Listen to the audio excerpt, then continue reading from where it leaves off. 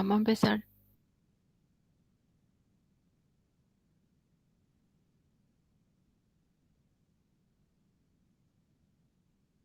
Doctora Rosana. Bueno, Sí, buenos días. Buenos días a todos. Hoy vamos a tener una clase muy interesante, totalmente diferente a lo que normalmente hacemos y es única para ustedes porque realmente es muy importante que ustedes sepan lo que están pidiendo, ¿sí? La doctora Rosana Silva va a ser la encargada de dar esta magnífica clase. Te escuchamos, doctora. bueno, muy buenos días a todos. Hoy vamos a dar la clase de técnicas y procedimientos en bioquímica médica. Y así como dijo la doctora Mirta, es sumamente importante que ustedes conozcan las técnicas de laboratorio, por más que no van a ser ustedes los que van a procesar las determinaciones, pero sí los que van a hacer los pedidos.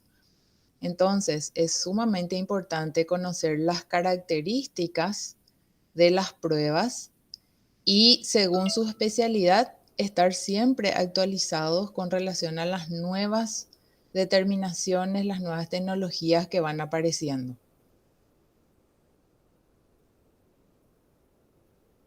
Para conocer una técnica analítica es necesario que podamos diferenciar un Doctora, vocablo que se puede suele... ocultar ese Sí, ocultar, sale en la pantalla. ahí está, ya está. Ahí, ok, gracias. Algunas palabras que se suelen confundir a veces, ¿verdad? Y tenemos que la sensibilidad analítica es la cantidad más pequeña de una sustancia que un método puede detectar. Entonces podemos tener distintas sensibilidades para una misma prueba, ¿sí? O sea, por ejemplo, si vamos a detectar proteína C reactiva como proteína de fase aguda en un proceso inflamatorio, la sensibilidad es de 6 miligramos por litro. En cambio, si vamos a detectar la proteína C reactiva, que es la misma sustancia, pero como un marcador pronóstico de riesgo cardiovascular, la sensibilidad es mucho menor, es de 0,2 miligramos por litro. ¿Sí? Entonces, es súper importante entender eso. La sensibilidad analítica, entonces, es la cantidad más pequeña de la sustancia que el método es capaz de detectar. Y la especificidad analítica mide la capacidad de este método para poder distinguir entre lo que estamos analizando y otras sustancias que pueden producir interferencias. Y entonces, estas dos características dependen del método que se está usando para una misma prueba. En cambio, si hablamos de la prueba en sí con relación a una enfermedad o a una patología, hablamos de sensibilidad diagnóstica y especificidad diagnóstica. Entonces, la sensibilidad mide la incidencia de resultados positivos en pacientes que sí padecen la enfermedad. Y la especificidad mide la frecuencia de resultados negativos en personas que no padecen la enfermedad. La sensibilidad diagnóstica siempre está relacionada con los enfermos y la especificidad diagnóstica está relacionada con los sanos. Entonces, cuando hacemos una prueba diagnóstica, tenemos las posibilidades de que un resultado positivo corresponda a un paciente enfermo, lo cual es un verdadero positivo, y puede corresponder también a un paciente sano, lo que constituyen los falsos positivos. Y un resultado negativo de una prueba puede corresponder a un paciente enfermo, entonces es un falso negativo, y también a un paciente sano, lo que corresponde a un verdadero negativo. O sea que siempre la sensibilidad y especificidad están una al lado de la otra y no se pueden evaluar de manera aislada. Entonces, en un mundo ideal, sería este de acá, nosotros tendríamos valores en personas sanas, un valor de corte bien definido y luego valores en personas enfermas. Entonces sería muy fácil decir que por encima de este valor la persona está enferma y por debajo de este valor la persona está sana. Lastimosamente, no existen pruebas ideales. Las pruebas reales lo que demuestran es que los valores están superpuestos en una región. Entonces tenemos un valor de corte, tenemos los valores en personas sanas y los valores en personas enfermas y tenemos la región donde estos valores se superponen, ¿sí? Entonces van a haber personas sanas que tienen valores de enfermos y personas enfermas que tienen valores de personas sanas, ¿sí? Entonces, por definición, luego el valor de referencia corresponde al 95% de una población de individuos sanos. Entonces, por definición, tenemos 5% de las personas van a tener otros valores, o sea, valores que no corresponden a su estado real. Entonces corresponde al médico tener ese criterio para interpretar los resultados del laboratorio. ¿Qué pasa si nosotros movemos los intervalos de referencia? Fíjense que acá está el intervalo de referencia para los valores sanos. Y dentro de este intervalo de referencia vamos a tener valores de personas enfermas que son los falsos negativos, ¿sí? Acuérdense que este intervalo de referencia es arbitrario, según estudios en poblaciones. Entonces, si nosotros movemos el intervalo de referencia hacia la derecha, intentando tener más especificidad, vamos a tener una alta especificidad. ¿Por qué? Porque todos los pacientes sanos van a estar dentro del rango. O sea, yo voy a poder diferenciar bien todos los sanos. Pero ¿qué va a pasar? Va a haber una porción de pacientes enfermos que van a entrar dentro del rango de referencia y no les voy a poder detectar. Lo mismo ocurre si muevo el intervalo de referencia hacia la izquierda, intentando tener alta sensibilidad. Al tener alta sensibilidad, yo puedo detectar todos los pacientes que están enfermos, ¿sí? Desde el nivel más bajo. Pero toda esta porción de personas acá, todos estos valores van a salir fuera de rango siendo que son personas sanas, ¿sí? Van a ser falsos positivos. Ahora entrando ya directamente a las técnicas, existen muchísimas técnicas de laboratorio. Se basan, o sea, se clasifican principalmente en técnicas de separación, inmunoensayos, las técnicas espectrométricas y las técnicas de biología molecular. Vamos a ver la base de algunas de ellas y pueden haber muchas, pero muchísimas variantes y cada vez aparecen más. Entonces lo importante es conocer la base para poder después conocer las otras variantes. Entre las técnicas espectrométricas, la técnica más sencilla, que es con el espectrofotómetro y la lectura de absorbancia basada en la ley de Beer, nosotros ya vimos en una de las primeras clases. Entonces no vamos a ahondar en esa parte.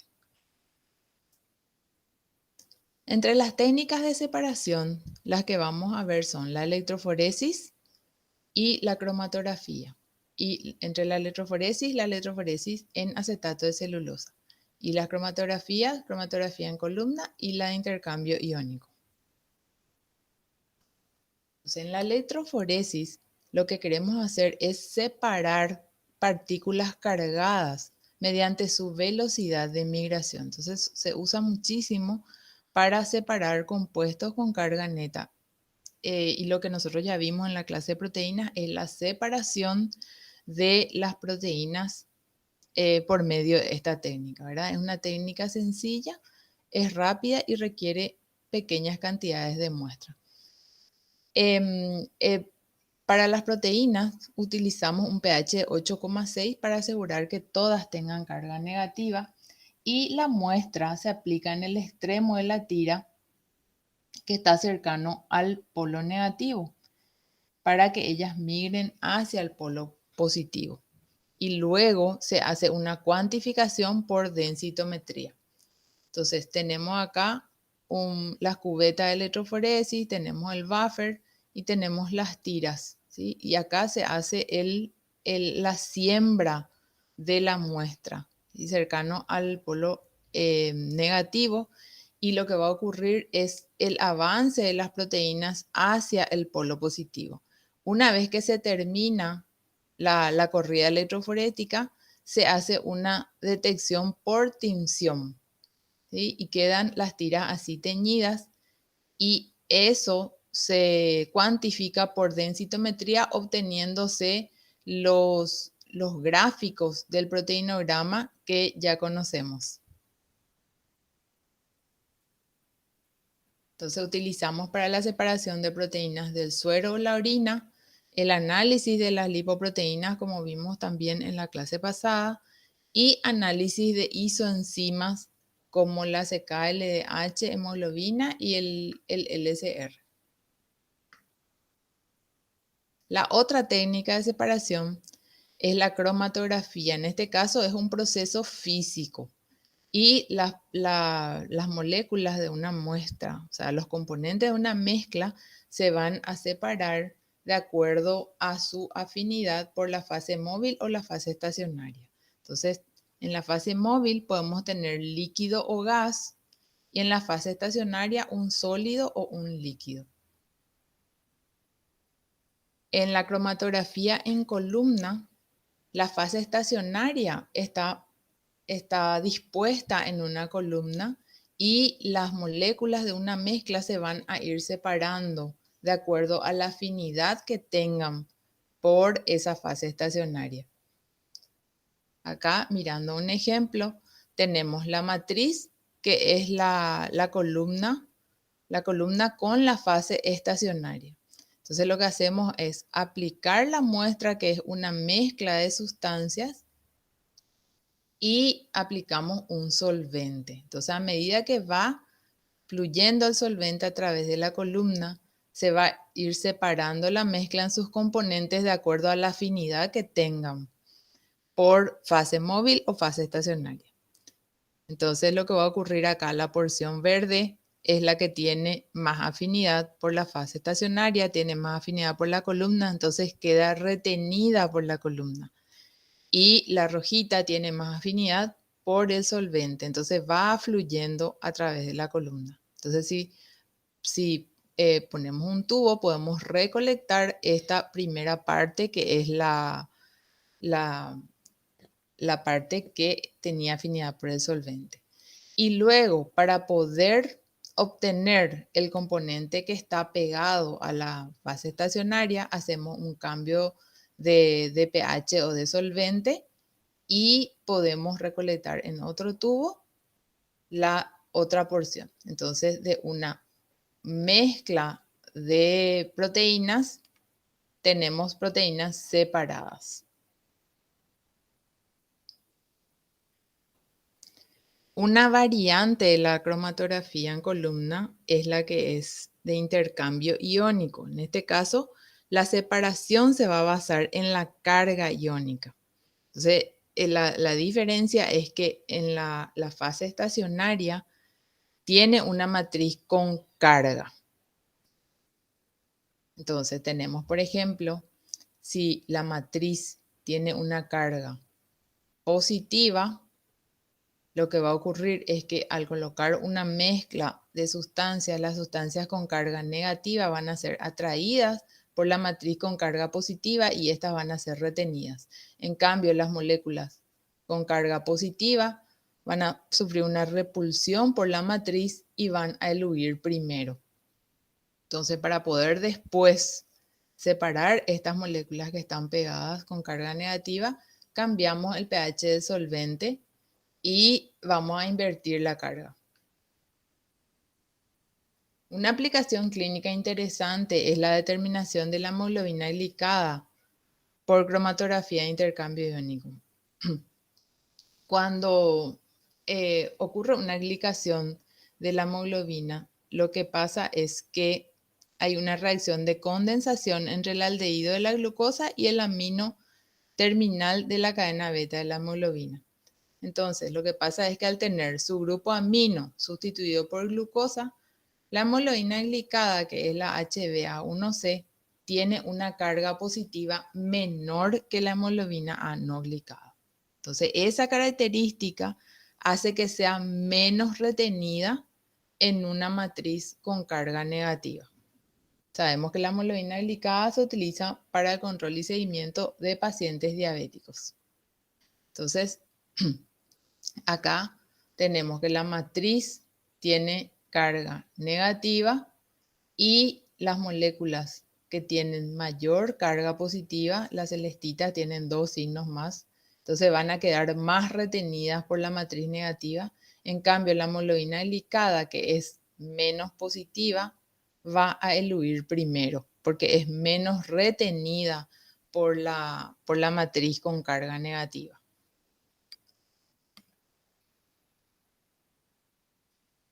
Ahí terminamos la parte de las técnicas de separación y ahora vamos a pasar a un grupo muy grande de técnicas que se llaman inmunoensayo o inmunoanálisis. En todas estas técnicas, lo que se utiliza es la capacidad de un antígeno de unirse a un anticuerpo. Entonces, se aprovechó esta especificidad que hay entre antígenos y anticuerpos para utilizar indicadores o trazadores, o sea, una manera que nosotros podamos detectar esa unión antígeno-anticuerpo, y así se desarrollaron muchas técnicas de inmunoanálisis o inmunoensayos. Entonces, los antígenos y los anticuerpos tienen una alta especificidad. Sabemos que el anticuerpo tiene unas regiones hipervariables que hacen que se adecuen o se unan de forma muy específica a su antígeno. Los tipos de anticuerpos que podemos tener son dos: los monoclonales y los policlonales. Esto explico a efectos de entender cómo se producen los reactivos para hacer las detecciones de los analitos. Entonces, los policlonales son una mezcla heterogénea de anticuerpos que generalmente son producidos por diferentes clones de células B en el cuerpo. Entonces, pueden reconocer y unirse a muchos epítopos diferentes de un solo antígeno. Entonces, acá tenemos un antígeno y tenemos los distintos determinantes antigénicos así en diferentes colores. Entonces, los anticuerpos policlonales, como son resultado de diferentes clones de células, pueden reconocer diferentes determinantes antigénicos de un mismo antígeno. En cambio, los anticuerpos monoclonales son generados por células B idénticas, y eso hace que pueda reconocer solamente un epítopo de un antígeno, o sea, un solo determinante antigénico. En este caso, tenemos solamente al celestito, le reconoce el anticuerpo monoclonal. La mayoría de los reactivos que utilizamos en detecciones bioquímicas son de anticuerpos monoclonales. El analito es todo lo que se mide en una prueba de laboratorio. Y en un inmunoensayo, el analito puede ser tanto un anticuerpo como un antígeno. Eso significa que yo puedo medir en un inmunoensayo, puedo medir en sangre un antígeno, y para eso en mi reactivo voy a tener anticuerpos, o si quiero medir anticuerpos, puedo tener antígenos en el reactivo. Entonces, ¿para qué me sirven las técnicas de inmunoensayo o qué puedo medir con estas técnicas? Puedo medir sustancias que están presentes en el cuerpo naturalmente, como las hormonas de todo tipo, ¿verdad? También algunas sustancias que no están presentes, pero se producen en condiciones especiales, como en el caso de los marcadores tumorales que utilizamos en el control del tratamiento del cáncer. Y también para evaluar sustancias que naturalmente no están en el organismo, como las drogas terapéuticas o las drogas de abuso.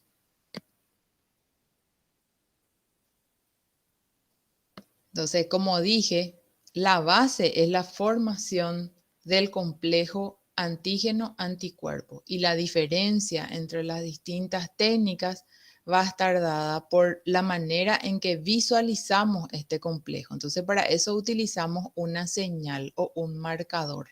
¿Sí? Esta señal puede ser una enzima que al agregarle el sustrato cambie de color la solución.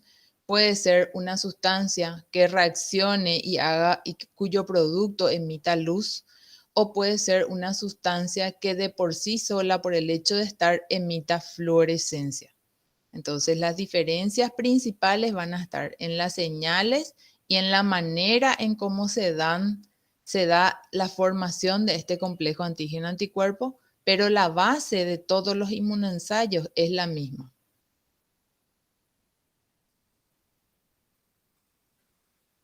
Podemos tener, si en el suero del paciente tenemos un antígeno, en el reactivo vamos a tener un anticuerpo que va a estar marcado.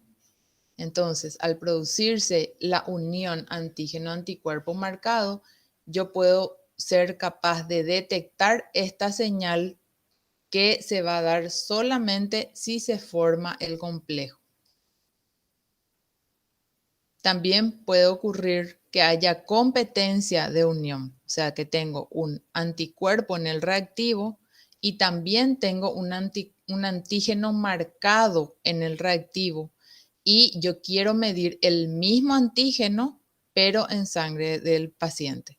Entonces, lo que va a ocurrir en el tubo es la competencia entre el antígeno de la muestra y el antígeno marcado, ¿sí? Entonces, cuanto mayor señal yo pueda detectar en este caso, significa que hay menor cantidad de antígeno presente en la muestra. Entonces, esta es un inmunoensayo competitivo. Vamos a ver, como les dije, unos cuantos inmunoensayos son los que más se utilizan comúnmente, pero hay muchas variaciones.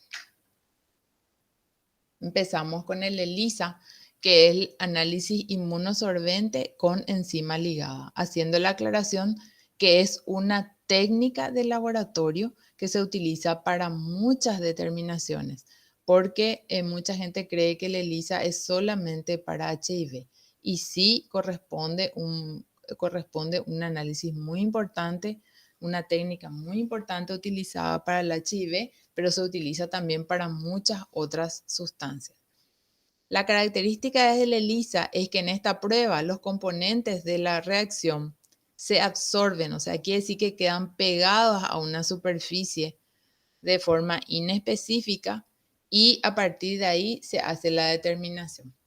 Entonces tenemos primero un pocillito que es muy pequeño, de más o menos 1 centímetro de alto, y donde van a estar fijados los anticuerpos. Entonces esto está fijado, esto ya viene en el reactivo. Y el antígeno de la muestra, al ser específico, se va a unir a este anticuerpo formando el complejo antígeno-anticuerpo. Entonces, si yo en mi reactivo utilizo un segundo anticuerpo, se va a unir también a este complejo. Pero la característica es que este segundo anticuerpo, que se le denomina anticuerpo conjugado, tiene pegada la enzima. Y entonces, si nosotros pipeteamos el sustrato va a ser convertido por la enzima a un producto, y este producto coloreado yo voy a poder detectar.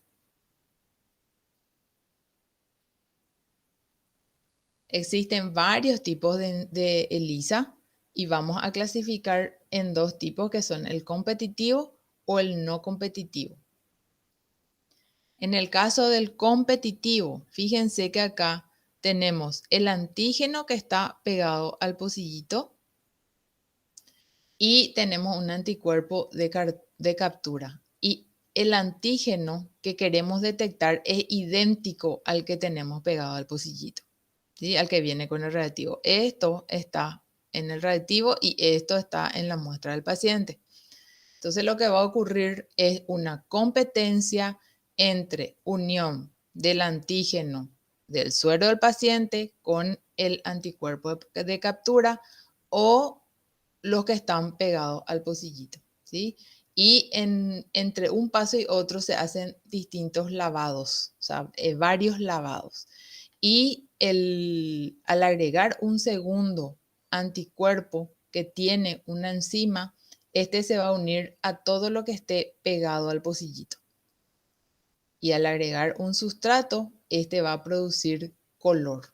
¿Sí? Entonces, cuanto mayor la emisión de color, o sea, cuanto mayor cantidad de complejo se forma, significa que es menor la cantidad de antígeno en principio en la muestra. Porque si hay gran cantidad de este antígeno, este es el que va a ganar y se va a unir al anticuerpo, entonces poco anticuerpo se va a unir al antígeno del pocillito. Siempre que veamos la palabra competitivo, significa que la señal es inversamente proporcional a lo que estamos buscando. El ELISA sándwich no competitivo para detección de anticuerpo. Entonces, como nosotros queremos detectar anticuerpo, vamos a tener en el pocillito pegado el antígeno. Y vamos a hacer una comparación entre una muestra positiva y una muestra negativa. Entonces, se pone en contacto con la muestra del paciente. Estos anticuerpos que están acá ya corresponden al suero del paciente, que llevan un tiempo de incubación.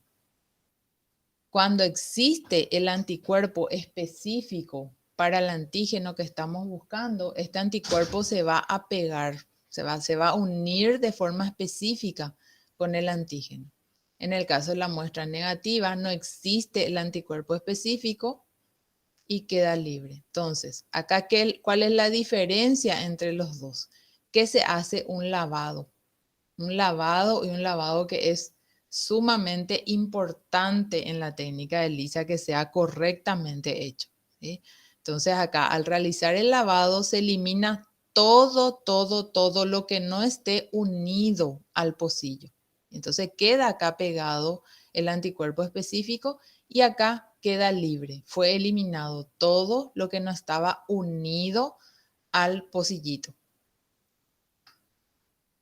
Entonces ahí agregamos un segundo anticuerpo que es antiinmunoglobulina y este segundo anticuerpo que se le denomina anticuerpo detector es el que tiene la enzima. ¿Sí?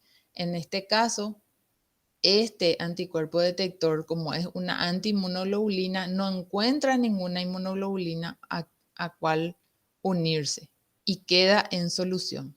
Y en el siguiente paso, que es el lavado, estos anticuerpos son eliminados. Y en cambio acá quedan pegados al complejo antígeno-anticuerpo. Y por último, al agregar el sustrato de esta enzima, el sustrato se convierte en un producto coloreado que se puede detectar. En cambio acá, como no encontró nada, ninguna enzima, el sustrato queda incoloro o del mismo color del principio. Entonces así se puede hacer la diferenciación entre una muestra positiva y una negativa. Cabe destacar que los pasos para hacer el ELISA son largos. O sea, esta primera incubación, dependiendo de qué es lo que queremos detectar, generalmente dura como mínimo 15 minutos. Puede durar 15 minutos, media hora o incluso más. Después se tienen que hacer los lavados y luego se tienen que hacer las segundas incubaciones con los anticuerpos. Y eso dura otra vez un tiempo. Entonces, como mínimo, vamos a tener una reacción en 1 hora y media, más o menos, una reacción completa. Entonces, no es una técnica que se pueda utilizar en una urgencia, por ejemplo. Se tiene que utilizar en evaluaciones así más profundas y más tranquilas. Un segundo tipo de ELISA es el ELISA sándwich no competitivo para detección de antígeno. En este caso, como queremos detectar antígeno, lo que usamos en el pocillo es anticuerpo, un anticuerpo primario que es capaz de capturar al antígeno que queremos medir. Entonces vamos a hacer nuevamente la comparación entre una muestra positiva y una muestra negativa. Al agregar el suero del paciente y luego de la incubación, lo que va a ocurrir es que el antígeno que estamos buscando en el suero se une al anticuerpo que está en el pocillito del ELISA. Luego se hace un lavado y todo lo que no está unido se elimina. Después agregamos un segundo anticuerpo que tiene la enzima conjugada y entonces en este caso se forma este complejo sándwich, anticuerpo, antígeno, anticuerpo. Y en este caso no tiene dónde unirse este segundo anticuerpo y se elimina acá con el lavado. Con el lavado se elimina todo lo que esté en solución y no esté unido al pocillito. Luego, entonces, al agregar el sustrato se convierte por medio de la enzima en el producto coloreado. Entonces, acá vamos a tener color en la muestra positiva y en la muestra negativa no va a haber una conversión de color. O sea, si era incoloro, se queda incoloro. Esto para que vean nada más cómo es el tamaño. Los ELISA vienen en placa así generalmente para 100 pacientes. Cada uno corresponde a un paciente. ¿Sí? Acá para que vean lo chiquititas que son los pocillitos. Estas plaquitas se pueden separar así en tiras y siempre se tienen que hacer los controles con cada procesamiento. ¿Y cómo podemos hacer la lectura? La lectura se hace por un espectrofotómetro que es especial para las plaquitas de ELISA. Entonces, la única diferencia con el espectrofotómetro que ya conocemos es que la incidencia de la luz va a ser así, perdón, va a ser vertical, ¿sí? Y no horizontal como en el otro. Las ventajas que tenemos de esta prueba que es fácilmente cuantificable porque estos espectrofotómetros no son caros. Entonces es fácilmente detectable por espectrofotometría. Los reactivos también tienen una vida media relativamente larga. El costo no es elevado, por eso es una técnica ideal para los laboratorios más pequeños que no pueden tener equipos automatizados y también son fácilmente automatizables. ¿Cuáles son las aplicaciones? Tanto el ELISA como los siguientes inmunoensayos, la mayoría sirven para medir marcadores tumorales como el CEA, la alfa-fetoproteína. También podemos medir muchísimas hormonas, entre ellas el HCG. Podemos medir marcadores de infección como los anticuerpos IgG, IgM para Chagas, toxo, sífilis, dengue y otros. Y ahí la diferencia entre esta diferenciación entre IgG e IgM va a estar dada por los anticuerpos, los segundos anticuerpos que usamos, o sea, anticuerpo anti-IgG o anticuerpo anti-IgM, y así diferenciamos. Cada uno viene en un reactivo diferente. Y antígenos relacionados con factor 8. Las muestras a ser estudiadas van a ser suero o plasma heparinizado. ¿Cómo se informan los resultados? Las pruebas pueden ser cualitativas, por ejemplo, en el caso del beta-HCG, generalmente se ve la formación de color es positivo y si se queda incoloro es negativo. Y en el caso del Chagas IgM, por ejemplo, se da un resultado negativo o positivo. Eso, en este caso, se hacen lecturas y tienen un valor de corte de absorbancia. Y también se pueden hacer pruebas cuantitativas, detectando, por ejemplo, anticuerpo IgG para Toxoplasma gondii, 50 unidades internacionales por mililitro. Y eso se tiene con una calibración previa, o sea, se tiene que tener una curva de calibración donde nos muestra la absorbancia versus la concentración de lo que encontramos. El segundo inmunoensayo es el MEIA, que es una variante del ELISA, pero en este caso se utilizan micropartículas, o sea, unas partículas muy pequeñitas que están recubiertas con los anticuerpos específicos de la sustancia que quiero detectar, y eso hace que aumente mucho la superficie de contacto entre el anticuerpo y el antígeno y aumenta la cinética de los ensayos. La desventaja del MEIA es que se hace en equipos automatizados y la ventaja es la cinética y sí, la principal ventaja es la rapidez y también la sensibilidad. Entonces, en este caso tenemos las micropartículas que están recubiertas de anticuerpos antianalito y se incuban con la muestra, ¿verdad? Si en la muestra están los antígenos, estos se van a unir a los anticuerpos. Y ahí se hace una transferencia a una matriz de fibra de vidrio y luego se agrega unos anticuerpos antianalito porque ya están marcados con fosfatasa alcalina y se agrega el sustrato de la fosfatasa alcalina que se convierte en el producto y el producto es fluorescente. Este es uno de los equipos, un equipo que se usa para MEIA, es un tipo de equipo para que se den cuenta nomás que es muy diferente al espectrofotómetro que utilizábamos para el ELISA.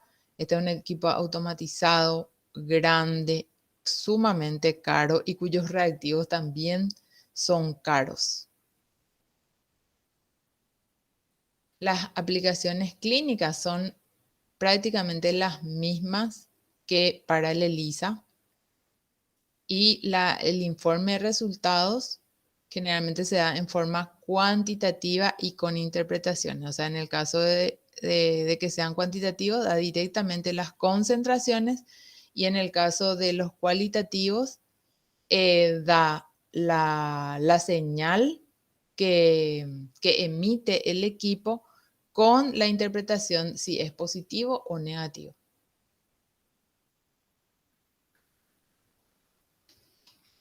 Otra determinación es FPIA, que es el ensayo fluorescente con polarización, un ensayo inmunológico de polarización fluorescente.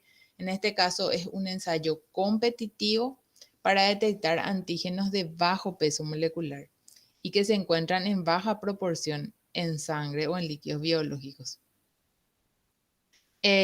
Acá la señal va a ser un marcador fluorescente conjugado. Entonces lo que vamos a medir es el cambio de intensidad de la luz polarizada, que va a ser inversamente proporcional a la concentración de la sustancia a analizar. Así como les dije, cuando vemos que es un ensayo competitivo, significa que la señal es inversamente proporcional.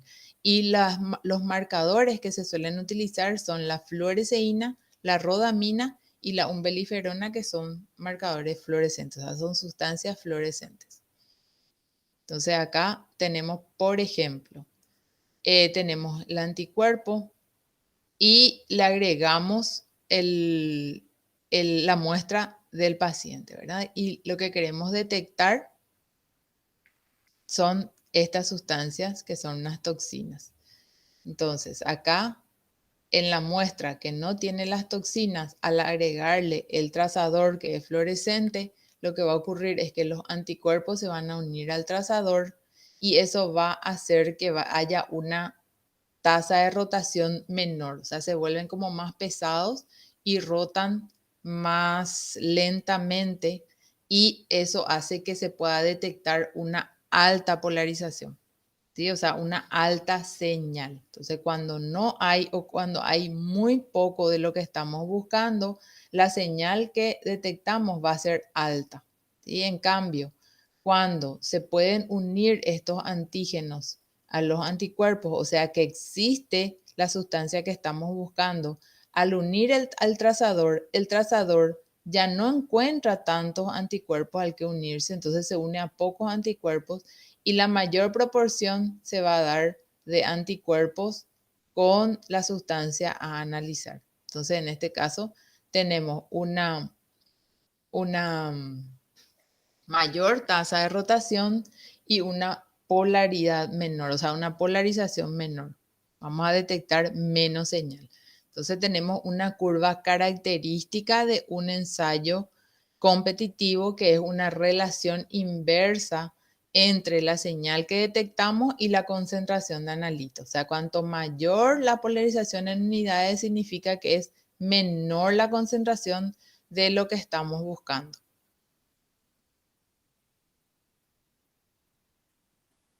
El FPIA utilizamos bastante para cuantificar fármacos terapéuticos como dioxina, teofilina, ácido acetilsalicílico, ácido valproico, benzodiazepina. O sea, son sustancias que normalmente se tienen que controlar.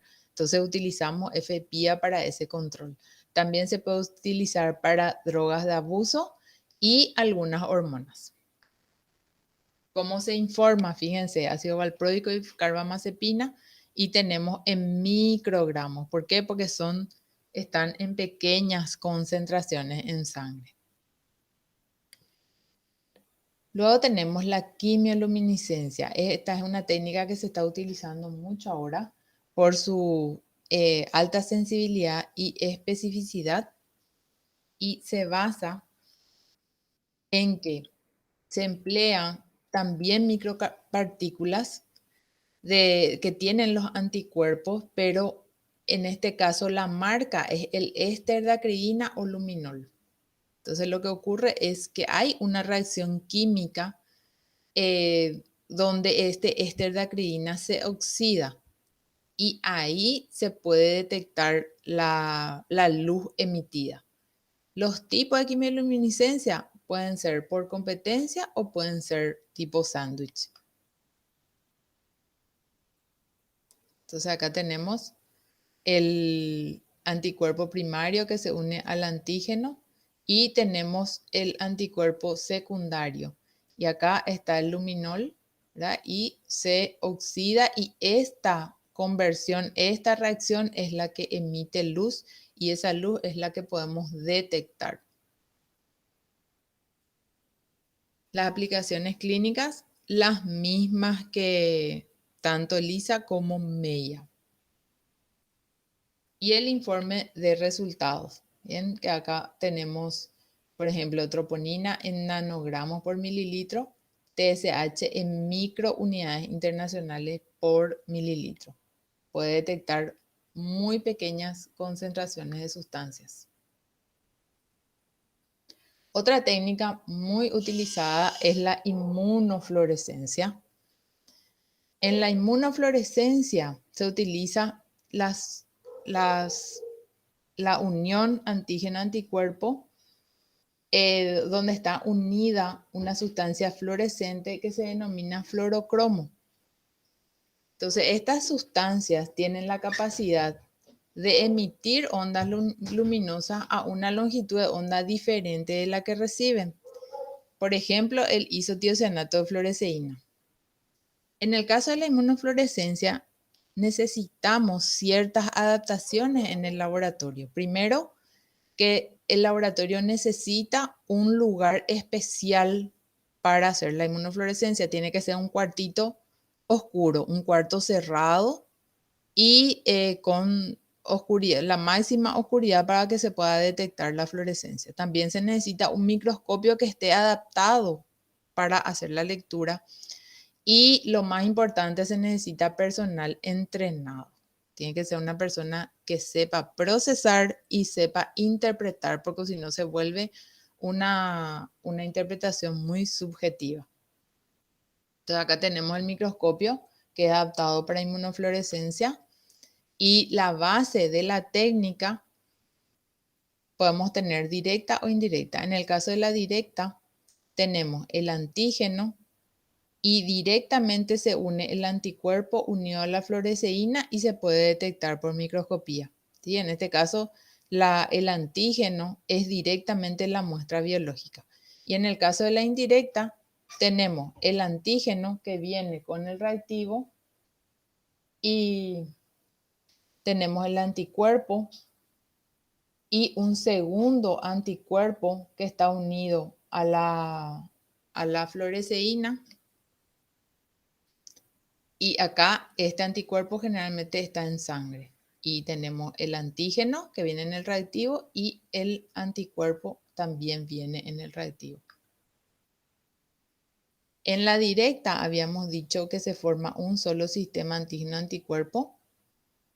El antígeno está en las muestras biológicas, o sea, en este caso, en un portaobjetos en el laboratorio, nosotros colocamos nuestras muestras biológicas, que puede ser suero, puede ser hisopado faríngeo, secreciones uretrales, vaginales, espermáticas. Y para investigar virus respiratorios, clamidia, varaplasma, o sea, lo que queramos. Según lo que queramos, vamos a utilizar el reactivo donde va a estar el anticuerpo con la fluoresceína. Y también se hacen varios lavados y luego se hace la observación. En la inmunofluorescencia indirecta podemos detectar tanto antígeno como anticuerpo. Y el anticuerpo que investigado, que va a estar en la sangre del paciente, se aplica sobre el corte de tejido que ya viene en el reactivo y luego se hace visible añadiendo un antisuero o una antiinmunoglobulina fluoresceinada. Y esta técnica de inmunofluorescencia indirecta es muy importante en la investigación de autoinmunidad porque aparte de decirnos si es positiva o negativa, nos da un patrón de fluorescencia que ayuda bastante en la dirección que se va a tomar cuando se investigan enfermedades autoinmunes. ¿Cómo se informa la inmunofluorescencia? El tema con esta técnica es que hay que hacer diluciones previas para poder procesar. Entonces se informa por diluciones, o sea, no tenemos una cantidad exacta, una concentración exacta. Por eso en muchas determinaciones está siendo reemplazada por la quimioluminiscencia. Y se hace una confirmación nada más por inmunofluorescencia, por eso que les dije que ayuda bastante. Entonces, para poder interpretar los resultados, tenemos que ver cómo se informa. Por ejemplo, Chagas, anticuerpo IgG, positivo, dilución 1 en 80. ¿Sí? Y el valor de referencia es negativo, dilución 1 en 10. Significa que a todos los tubos, a todas las muestras de todos los pacientes, se le hizo dilución 1 en 10 y la muestra de este paciente dio positivo 1 en 10, entonces se siguió la dilución hasta encontrar una negativa.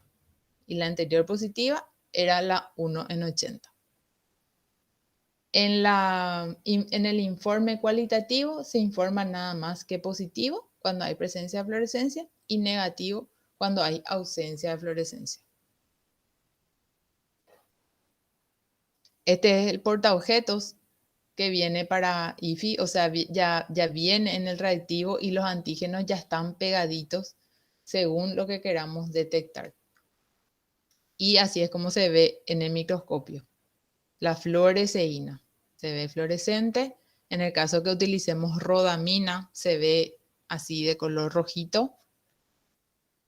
Y las ventajas, como dijimos, es la buena sensibilidad y especificidad, y las desventajas es esta interpretación subjetiva que va a depender del operador, que tiene que estar muy capacitado, y el hecho de que sea semi-cuantitativa, o sea que no nos da concentraciones absolutas, sino que se informa por diluciones.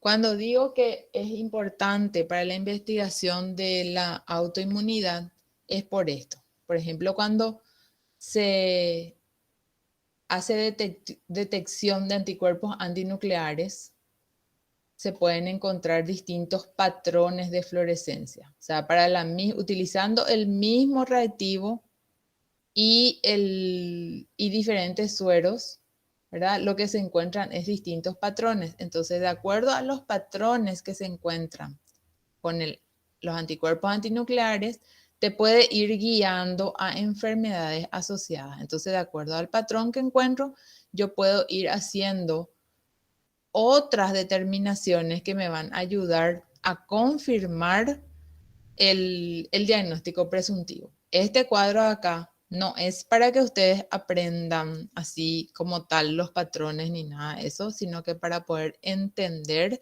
la importancia de la inmunofluorescencia en el diagnóstico de las enfermedades, especialmente las enfermedades autoinmunes.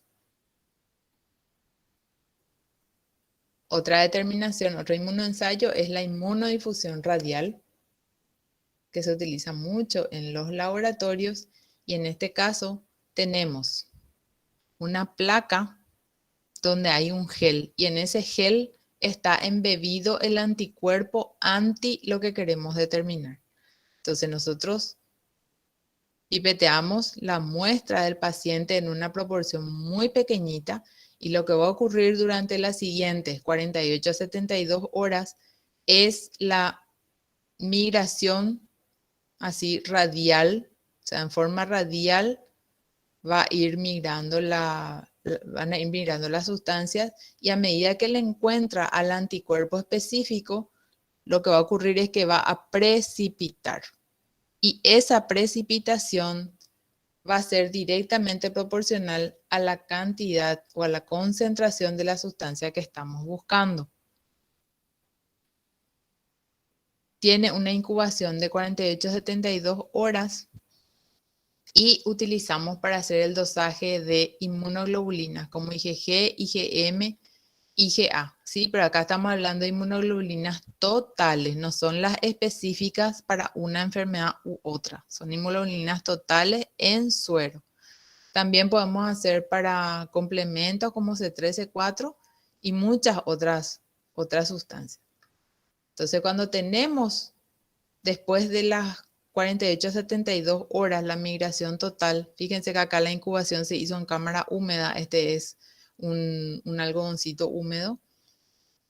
Hacemos la medición del radio o del diámetro de este halo de precipitación. Y eso es directamente proporcional a la concentración de la muestra que estamos buscando. Y eso está previamente establecido en una curva de calibración, donde está radio o diámetro versus la concentración de la muestra.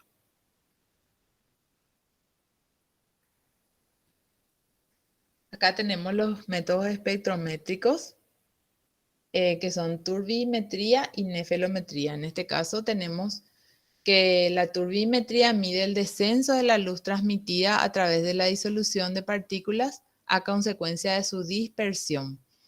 Y el detector está en línea con la fuente de luz. Y en la nefelometría se mide la luz dispersada a diversos ángulos de la fuente de luz. O sea, acá tenemos una misma fuente de luz, un condensador que hace que haya un solo haz incidente en la solución, y de acuerdo al dónde está puesto el detector se va a llamar turbimetría o nefelometría. En el caso de la turbimetría siempre está en línea con el haz de luz, y en la nefelometría puede estar a distintos ángulos del haz de luz.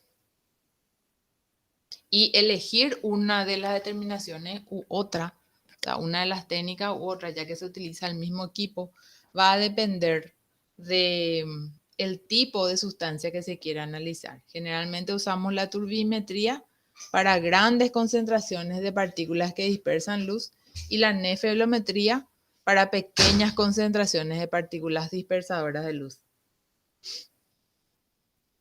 Utilizamos especialmente la nefelometría, para las mismas sustancias que la inmunodifusión radial, que son estas que están acá: alfa-1 antitripsina, apolipo A1 y B, ceruloplasmina, complemento, PCR, aptoglobina, inmunoglobulina y otras.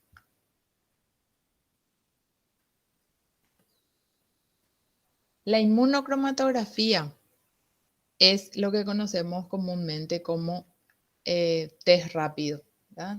Se basa en una membrana donde va a haber una migración por capilaridad de la muestra y vamos a tener la detección por anticuerpos específicos. La tira de reacción tiene una zona de muestra que es donde se pipetea la muestra, donde van a estar el antígeno que queremos detectar. En este caso, como ejemplo, ponemos el HCG. La migración por capilaridad va a ser en este sentido y tenemos una zona de reacción, una zona de test y una zona de control. Siempre va a ser en ese orden. La zona de control siempre tiene que estar al final para evaluar si es que el movimiento fue total, si el movimiento por capilaridad de la muestra fue total hasta el final. Entonces, esta zona de control siempre se tiene que colorear. ¿Qué ocurre en cada zona? En la primera parte se une un anticuerpo monoclonal que está unido a una enzima, ¿sí? A una enzima cuyo sustrato es un colorante. Entonces, esto, así como está, migra por capilaridad en este sentido. Al llegar a la zona de test, lo que ocurre es que tenemos un anticuerpo específico para el HCG. Entonces, lo que ocurre es este sándwich: anticuerpo, antígeno, anticuerpo, y queda pegadita ahí la enzima. Y en esta zona también está el sustrato. Entonces, como queda pegado el sustrato, o sea, la enzima le convierte al sustrato en coloreado y esta zona se colorea, ¿sí? Acá continúa la migración. Acá lo que tenemos en la zona de control ya es un anticuerpo secundario inmovilizado, pero este anticuerpo es anticuerpo conjugado. O sea, lo que va a detectar es el anticuerpo conjugado que estaba luego al principio y que va a migrar, le va a utilizar al plasma como vehículo o al suero como vehículo para llegar hasta acá. Entonces acá se va a colorear por más de que no esté unido el HCG, ¿sí? O sea que la zona de control siempre se colorea, haya o no haya antígeno. Por eso es que se dice una rayita negativo y dos rayitas positivo. Acá tenemos el resultado positivo. Esta es la zona de muestra, migración por capilaridad, zona de test, zona de control. Resultado positivo, entonces aparecen las dos partes coloreadas, y en el resultado negativo solamente la zona de control está coloreada. Esta es otra presentación de los cassettes. Acá se pipetea la muestra, tenemos la zona de test y la zona de control, ¿sí? Y acá en el resultado positivo, los dos coloreados; resultado negativo, solo uno coloreado. Y por último, para esta parte tenemos la aglutinación. En la aglutinación, lo que se observa en forma macroscópica es el agrupamiento y sedimentación cuando ocurre la reacción antígeno-anticuerpo. Hay partículas de látex que están recubiertas por los anticuerpos, que si hay antígeno en la muestra del paciente, lo que va a hacer es que se aglutinen estas partículas y esto se pueda observar de manera macroscópica. O sea, podemos ver a simple vista. Las aplicaciones que solemos hacer por aglutinación de partículas de látex: la proteína C reactiva, ASTO, factor reumatoideo. Aglutinación en sí, pero no de partículas de látex, es la tipificación sanguínea. La ventaja es que tiene una interpretación fácil, es fácil de hacer, no requiere personal súper entrenado, el costo es accesible y no se requieren equipos automatizados. Y la desventaja es que se informa en dilución, o sea que es semi-cuantitativa, en el caso que sea positiva, obviamente, ¿verdad?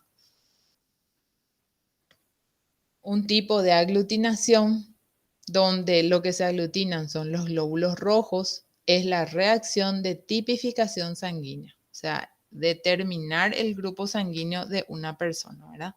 Sabemos que hay varios sistemas para hacer la tipificación sanguínea y el que se utiliza más comúnmente es el sistema ABO, donde se basa en el hecho de que los individuos del grupo A tienen los glóbulos rojos recubiertos de antígenos A, solamente antígenos A. Los del grupo B tienen antígenos B nada más en sus glóbulos rojos. Los del grupo AB tienen los dos tipos de antígenos y los del grupo O no tienen antígenos. Entonces, si nosotros ponemos en contacto con reactivos que son anti-A y anti-B, lo que va a ocurrir es lo siguiente. En los individuos del grupo A, con el reactivo anti-A, se va a producir aglutinación. Y con el reactivo anti-B no pasa nada porque no tiene antígeno B. En los individuos del grupo B, con el reactivo anti-A, no aglutina y con el anti-B se produce aglutinación. Con los individuos del grupo AB, con ambos reactivos se va a producir aglutinación y con los del grupo O no se produce aglutinación con ninguno de los dos. Miren que esto es solamente para hacer la tipificación ABO y aparte vamos a ver en la práctica cómo se hace la determinación. Aparte se hace la determinación RH, que es con otro reactivo que se llama anti-D. Y ahí se va a dar si es RH positivo si aglutina o RH negativo si no aglutina, aparte de esta tipificación de grupo. Acá nuevamente utilizando el reactivo anti-A, se puede ver que el grupo A aglutina. En el grupo O no aglutina con ninguno de los dos reactivos y el grupo B aglutina solamente con el reactivo B y no con el A.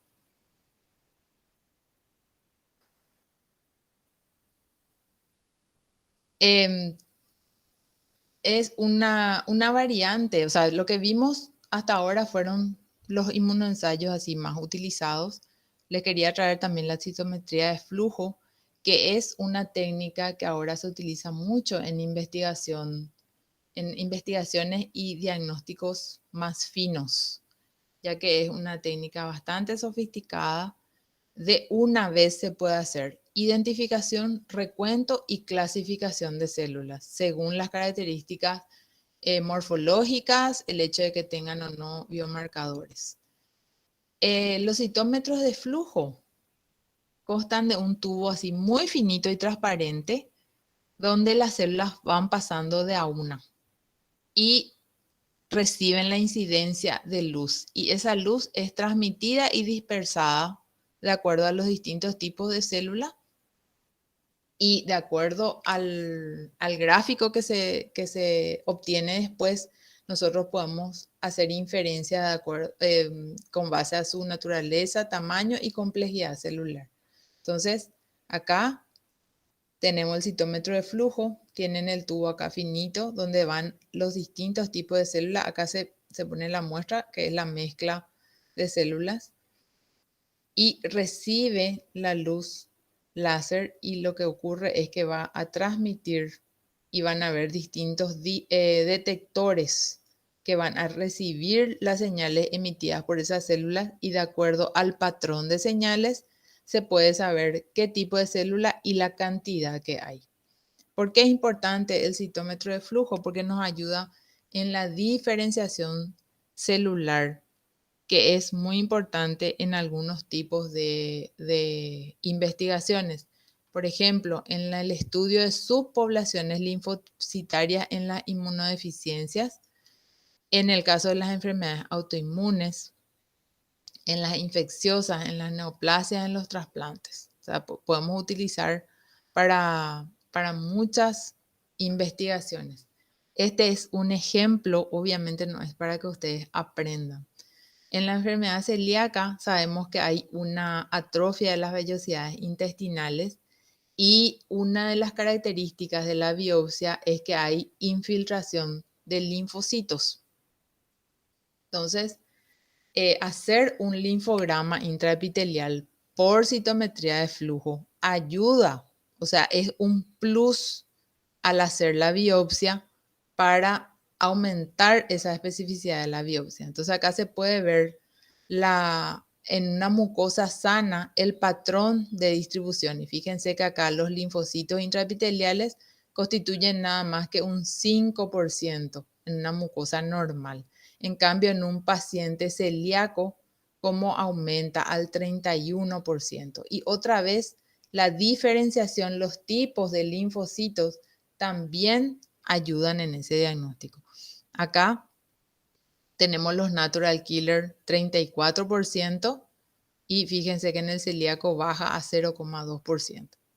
Y tenemos estos otros tipos de células de 3%, células T gamma delta se llaman. De 3% suben a 43%. O sea que cambia la proporción de células. Entonces, este patrón ayuda en el diagnóstico y el seguimiento de la enfermedad celíaca. Otra aplicación importante, sabemos que los pacientes que tienen HIV constantemente están siendo controlados con relación a su recuento de células TCD4 porque son el target del virus.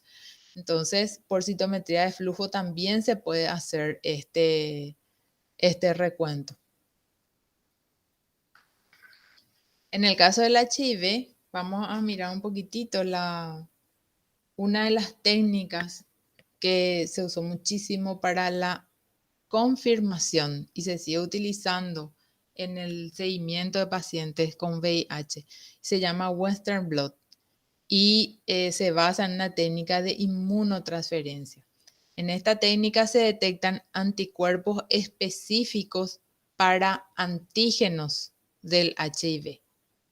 Entonces tenemos el VIH que tiene sus distintos tipos de antígenos,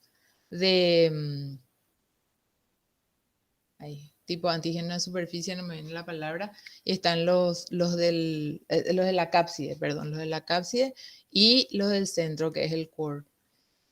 Si nosotros tamizamos, rompemos todo este virus y le hacemos una electroforesis, lo que va a ocurrir es la separación de todas estas partecitas. Entonces va a haber una separación de los antígenos. Y si esta tira donde están los antígenos separados, ponemos en contacto con el suero de un paciente en el cual estamos tratando de diagnosticar VIH, lo que va a ocurrir es que si en ese suero existen anticuerpos específicos para los antígenos del virus, estos van a quedar pegaditos por los antígenos. Y después, por un medio detector y por una tinción, podemos observar las bandas características.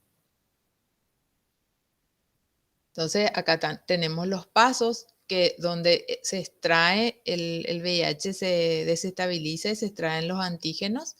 Los antígenos son separados por electroforesis. Se visualizan los antígenos separados, se transfieren a una membrana y luego se recubre con el suero del paciente. Después de la incubación, se recubren con anticuerpo marcado y se detecta el anticuerpo enlazado marcado. Acá tenemos los pasos, ¿verdad? Primero una desnaturalización, luego la electroforesis y luego se pone en contacto con el suero, se hace una inmunodetección con anticuerpos marcados y una exposición en film. ¿Qué es lo que vamos a obtener? La representación esquemática de resultados. Lo que se va a ver en un resultado positivo es que la mayoría se va a colorear, o sea, la mayoría quiere decir que hay anticuerpos contra cada uno de estos antígenos, ¿sí? En un resultado negativo, ninguno. ¿Y qué tenemos que tener en cuenta para decir si es positivo o negativo un Western blot? Y eso varía según las autoridades. O sea, la FDA da cierto criterio, después las otras autoridades de salud también. Y la que se está usando en Paraguay, el criterio de positividad es la del CDC de Atlanta. donde tenemos que tener por lo menos dos bandas, una P24 y la GP41 o GP160-120. Entonces la interpretación es, cuando no hay bandas, es no reactivo. Y reactivo se dice cuando hay dos bandas de la envoltura, que puede ser GP41, GP120 o 160, y la P24. Y este es según el criterio de CDC. Y cuando hay un otro patrón de bandas que no corresponden a los resultados positivos, se considera indeterminado y se tiene que hacer PCR. Ahora mismo, los criterios de diagnóstico en pronacida son realizar el test rápido para VIH, que es por inmunocromatografía, es el mismo que vimos hace un rato, y estos cassettes llevan solo minutos para dar el resultado y no se necesita un personal muy entrenado y están en las distintas regiones sanitarias del país. Entonces, si este resultado da positivo, o sea, da reactivo, ahí se hace una carga viral por PCR.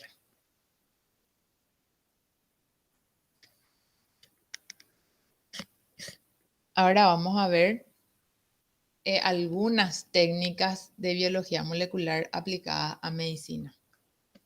Entonces, lo que vimos hasta ahora eran técnicas de inmunoensayo donde detectamos generalmente anticuerpos o antígenos, o sea que proteínas, ¿verdad? Y en el caso de las técnicas de biología molecular, podemos detectar cambios ya en el ADN, o sea que nos estamos adelantando un paso. En vez de detectar productos, podemos detectar ya directamente cambios en los genes. Entonces, las técnicas de biología molecular se basan en esta correspondencia que hay entre los nucleótidos en la doble hebra del ADN. ¿Qué es una sonda de ácido nucleico? Es una hebra corta de ADN o ARN de una secuencia conocida que está bien caracterizada y es complementaria a la secuencia base en el blanco de la prueba. O sea que yo tengo una muestra de ADN, le someto a temperatura para poder desnaturalizar, o sea que separar las hebras a hebras simples. Y esta sonda marcada es lo que voy a tener en mi reactivo. O sea, es lo que yo quiero detectar si existe o no en esta hebra de ADN. Entonces, incubo la muestra con el reactivo y veo si se produce o no hibridación. Entonces, se puede dar hibridación positiva si encuentra la parte complementaria, ¿sí? Y generalmente va a estar acompañada de alguna señal, o sea, algo que me permita ver esa hibridación. Y si es negativa, es si no encuentra la parte complementaria a su secuencia.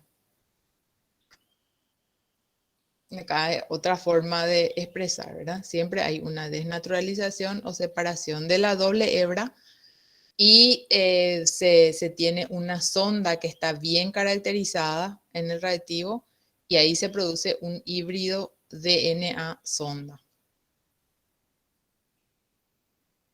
Una forma de análisis de ADN muy utilizada es la de Southern Blot. Esta le parece mucho al Western, pero en el Western estábamos detectando anticuerpos. Acá en este caso lo que detectamos es directamente ADN. O sea, se hace una electroforesis en gel de la muestra de ADN, luego se hace una transferencia a una membrana y se coloca la sonda que está marcada. La sonda es la que me define qué es lo que yo quiero buscar. Si la sonda encuentra su complementario, quiere decir que existe la secuencia que yo estoy buscando. Y luego se hace un lavado de sonda y van a quedar las marquitas de lo que quedó de la hibridización o hibridación. Y eso, si se expone a un fin de rayos X, se tiene un patrón de hibridación. Como la mayoría de las veces nuestras muestras de ADN son muy pequeñas, para poder estudiar se se desarrollaron técnicas de amplificación, que consiste en hacer muchísimas copias del ADN que nosotros queremos estudiar. Y esta amplificación se hace in vitro. Una de las técnicas más utilizadas es la reacción en cadena de la polimerasa. En forma enzimática se pueden generar millones de copias del ADN y de esa manera aumentamos la sensibilidad analítica, o sea, aumentamos mucho la cantidad de copias para poder estudiar tranquilamente. Se utiliza un equipo que se llama termociclador, que se basa en la variación de temperatura para que se pueda producir la reacción. Y la reacción en sí se basa en esto. Tenemos la doble hebra que nosotros queremos estudiar, o sea, que queremos amplificar. Entonces, lo que primero se hace es subir la temperatura a 94 grados. Entonces, lo que ocurre es la separación de las hebras de ADN. Al bajar la temperatura, ocurre la alineación del cebador o el primer, que es el que va a permitir que se una la polimerasa. Y después se sube nuevamente a 72. La polimerasa va a realizar la extensión del cebador y va a amplificar. O sea, ya de una doble hebra, acá al final del primer ciclo ya tenemos dos doble hebras, ¿sí? Si volvemos a subir la temperatura, vuelve a producirse el mismo ciclo y fíjense cómo al final del tercer ciclo tenemos mucho más que al primero. Entonces es una amplificación exponencial de la cantidad de moléculas. Entonces, para poder realizar esta prueba, tenemos que tener en la mezcla de reacción la muestra ADN, la muestra que queremos amplificar. Después tenemos que tener los cebadores de oligonucleótidos, la polimerasa, que es la que va a hacer el trabajo, y la materia prima para que se pueda amplificar es el trifosfato de nucleótidos. Y todo eso en una solución amortiguadora o buffer. Acá podemos ver cómo a medida que aumentan los ciclos de PCR va aumentando muchísimo en forma exponencial la cantidad de ADN. Y en el laboratorio de ADN es un laboratorio donde se tiene que tener mucha atención y delicadeza, ya que todas nuestras células pueden contaminar nuestras muestras.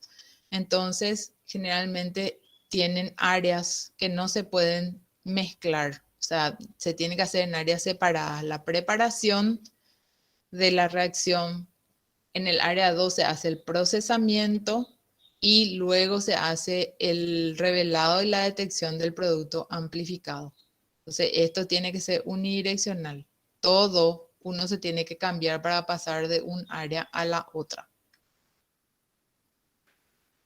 La PCR en tiempo real es una variante de la PCR donde nos permite, en el momento en que se va amplificando, poder detectar lo que se va amplificando, ¿verdad? Entonces, se basa en que hay un compuesto fluorescente y una molécula apagadora en cada extremo. Entonces, mientras estos están unidos, no puede fluorecer el fluorescente. Entonces, cuando pasa la polimerasa y rompe esa unión, eso hace que empiece a generar fluorescencia y se pueda medir.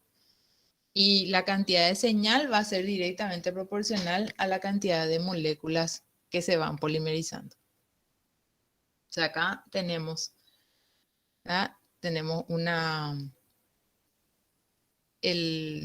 la sustancia fluorescente y el apagador. Entonces, mientras están cerca, no va a haber fluorescencia. Entonces, a medida que viene la polimerasa y está realizando la polimerización, rompe esta unión. Y al separarse uno del otro, ahí sí se puede detectar la fluorescencia.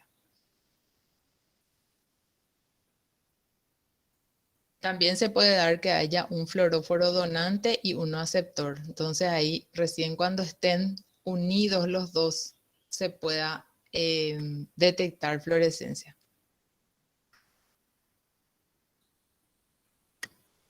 Acá vamos a ver un videíto interesante.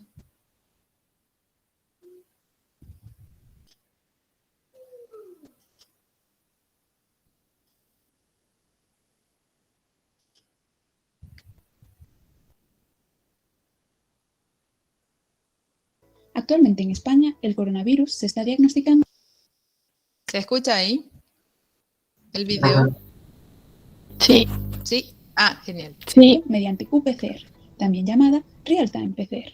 Las siglas qPCR vienen de Quantitative Polymerase Chain Reaction, o reacción en cadena de la polimerasa cuantitativa. Una PCR consiste en la amplificación de un fragmento de ácido desoxirribonucleico o ADN. Imaginemos que tenemos una cantidad muy pequeña de ADN, pues mediante PCR podemos obtener muchas copias de este fragmento para poder trabajar con él. ¿Qué se necesita? Lo primero es el molde o ADN que queremos amplificar.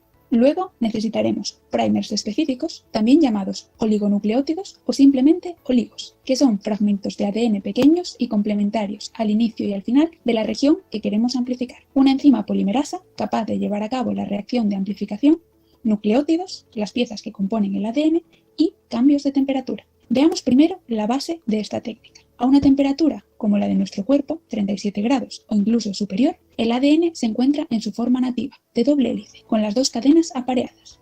Pero a medida que aumentamos la temperatura, el ADN se desnaturaliza, es decir, se separan las hebras, se quedan como hebras simples.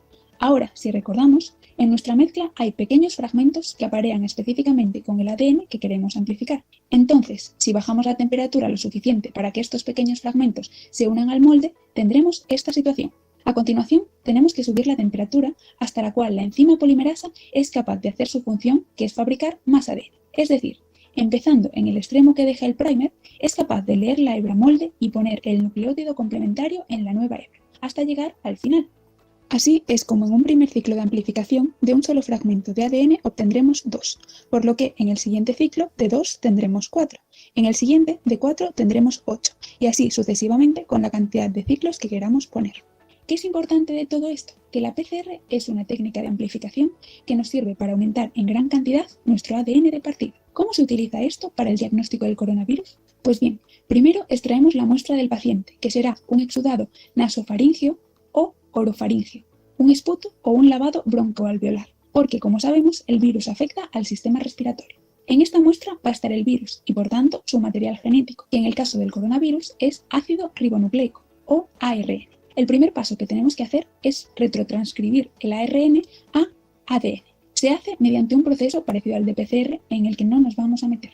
Una vez tenemos el ADN del virus, elegimos la región que queremos amplificar. Según el protocolo de la Organización Mundial de la Salud, el gen que se utiliza actualmente es el RDRP, o gen de la replicasa del virus, enzima que el virus utiliza para producir más copias de sí mismo. Diseñamos primers que hibriden específicamente aquí y aquí, y sometemos a la muestra a PCR para amplificar esta región. Pero si recordáis, en el caso del coronavirus se está utilizando PCR cuantitativa. ¿Qué implica esto? Pues bien, se trata de una pequeña modificación en la que, aparte de los ingredientes básicos de PCR que ya hemos visto, se usa también una sonda fluorescente para que la reacción sea cuantificable. Esto funciona del siguiente modo. La sonda es también un oligo que hibrida específicamente con el gen que queremos detectar, pero además tiene unido a él un fluoróforo, molécula que emite fluorescencia, y un quencher, molécula que apaga la fluorescencia del fluoróforo. Por tanto, mientras fluoróforo y quencher se encuentren cerca, el fluoróforo no podrá brillar, no será visible ni cuantificable. ¿Qué pasa durante la PCR? Pues bien, la enzima polimerasa, a su paso por el molde, es capaz de desplazar la sonda, haciendo que fluoróforo y quencher se separen. Una vez alejados, el fluoróforo es capaz de emitir fluorescencia. Es decir, la emisión de fluorescencia indica que la duplicación de las cadenas de ADN ha tenido lugar. Funciona como reportero. Por lo tanto, cada vez que se produzcan nuevas copias, se liberarán nuevos fluoróforos y se emitirá más fluorescencia. Vemos entonces cómo la intensidad de fluorescencia es proporcional al número de copias de ADN que se produce. No olvidemos que todo esto está sucediendo en un tubo de ensayo y que la fluorescencia emitida está siendo medida por la máquina de qPCR, que nos devuelve un gráfico como este. Este gráfico representa la intensidad de fluorescencia emitida por la muestra, que es proporcional al número de copias, frente al número de ciclos de PCR. Entonces, para entenderlo, pongamos un ejemplo. Tenemos dos muestras, una de una persona sana y una de una persona infectada. La muestra de la persona infectada dará una curva de fluorescencia por encima del límite de detección establecido. Esto es lo que se lee como un resultado positivo, mientras que la persona sana, al no tener virus, la reacción de amplificación del ADN no tendrá lugar. No se liberarán los fluoróforos y no se emitirá fluorescencia. Este resultado se lee como negativo. La qPCR, además de darnos un resultado positivo o negativo, también nos permite calcular la carga viral. Pongamos otro ejemplo, esta vez el de dos personas infectadas a las que llamaremos pacientes A y B. Si nos fijamos en este punto concreto de sus curvas, ambos tienen el mismo nivel de fluorescencia, pero para alcanzarlo, el paciente A solo ha necesitado 10 ciclos, mientras que el paciente B, 20. Esto es porque el paciente A tenía más ADN de partida, por lo que ha necesitado menos ciclos de amplificación para alcanzar un cierto número de copias, mientras que el B tenía menos material de partida, por lo que ha necesitado más ciclos. Esto, en términos médicos, se resume diciendo que el paciente A tiene más carga viral que el paciente B, siendo ambos positivos para la prueba diagnóstica del coronavirus.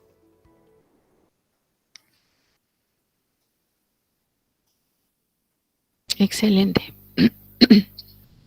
Bueno.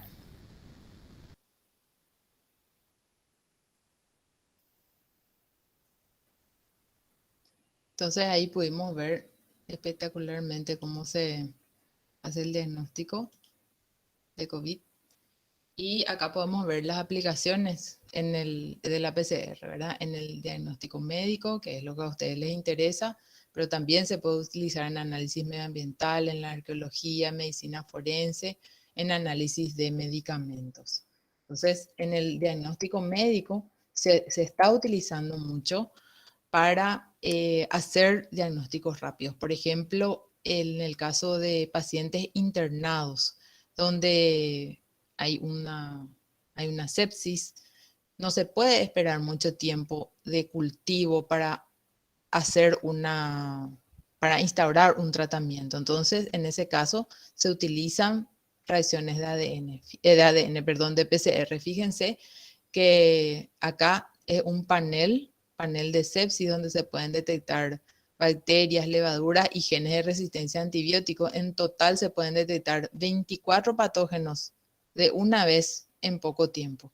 Obviamente estas técnicas, estos reactivos son todavía caros, o sea, no dan para hacerse así a la población en general, pero sí ya están disponibles para estas situaciones especiales. Fíjense, acá está el de sepsis, acá está el panel respiratorio con 20 patógenos respiratorios, el panel gastrointestinal con 22. Entonces, en una hora podés detectar ya todos estos patógenos. Y también el de meningitis o encefalitis. Entonces, ya saben, para situaciones especiales ya existen estos reactivos en plaza y estas técnicas. Otra de las aplicaciones que se puede hacer de la PCR es para las pruebas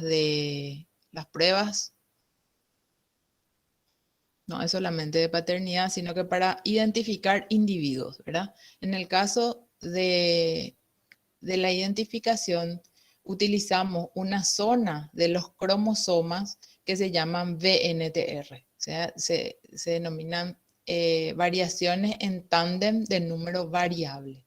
Entonces, para cada zona va a haber un número que va a ser característico de cada persona, ¿sí? Entonces, si tenemos un cromosoma materno y uno paterno y hacemos la PCR y la electroforesis de esta zona, vamos a tener que se van a formar fragmentos que migran en forma diferenciada, ¿verdad? Y si hacemos la evaluación de distintos VNTR, ¿sí? De distintos pares de cromosomas, entonces lo que ocurre es que cada individuo va a tener un patrón característico de electroforesis.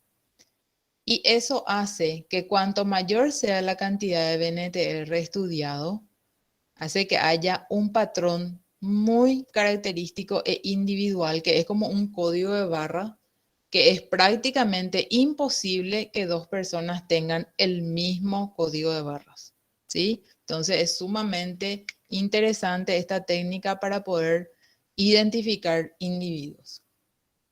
Entonces, ¿para qué nos puede servir cuando queremos hacer una prueba de paternidad, tenemos el ADN de la mamá, el ADN del niño y el ADN de los dos probables padres, ¿sí? Entonces, al hacer el descuento, fíjense que acá el ADN del niño viene, cada franja viene de la mamá o del papá, ¿sí? Entonces, al descontar los que son de la mamá, quedan los que son del papá y así se hace la identificación de la paternidad.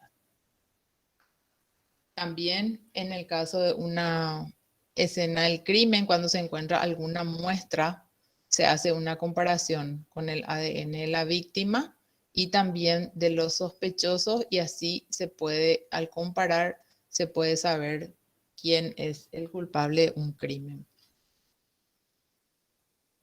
Bueno, y con esto terminamos esta parte de técnicas. No sé si hay alguna pregunta sobre todo esto.